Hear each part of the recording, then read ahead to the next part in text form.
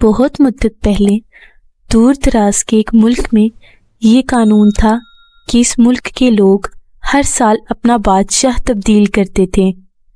جو بھی بادشاہ بنتا ایک عہد نامے پر دستخط کرتا کہ اس کی حکومت کا 1 سال مکمل ہونے کے بعد وہ اس عہدے سے دستبردار ہو جائے گا اور اسے دور دراز کے جزیرے پر چھوڑ دیا جائے گا جہاں سے وہ کبھی واپس نہیں آ سکے گا۔ اس موقع پر اس بادشاہ کو بہترین لباس پہنایا جاتا اور پورے ملک کا الوداعی سفر کروایا جاتا جہاں وہ سب لوگوں کو آخری بار خیر آباد کہتا۔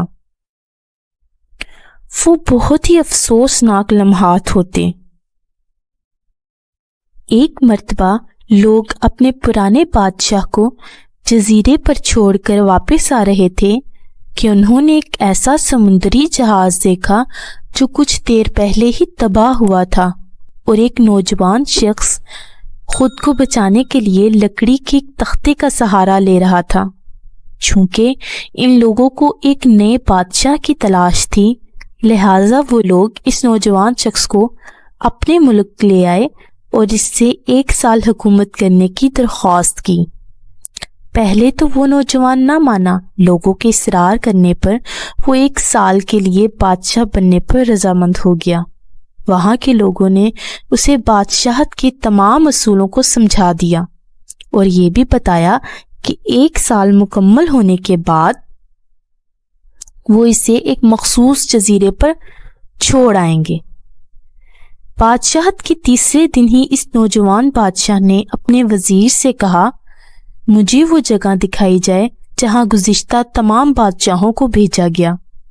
بادشاہ کی خواہش کا احترام کرتے ہوئے اسے وہ جزیرہ دکھانے کا اہتمام کیا گیا۔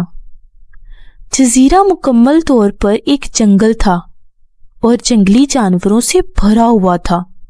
بادشاہ جائزہ لینے کے لیے تھوڑا سا اندر گیا اور وہاں پچھلے تمام بادشاہوں کے ڈھانچے پڑے ہوئے تھے۔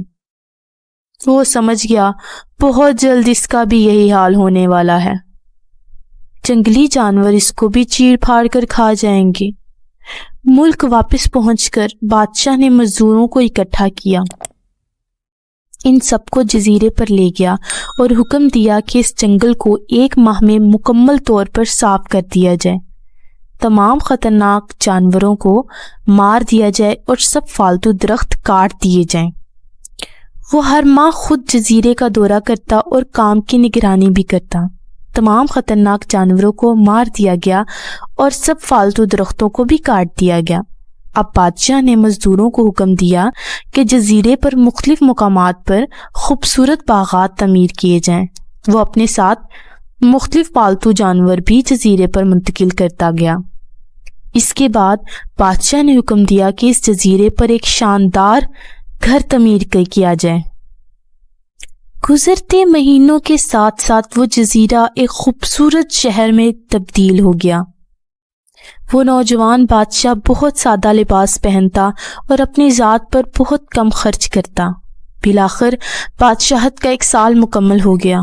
حسب روایت وہاں کے لوگوں نے اپنے بادشاہ کو شاندار لباس پہنایا اور ہاتھی پر بٹھایا تاکہ رعایا کو خیر آباد کہہ سکے۔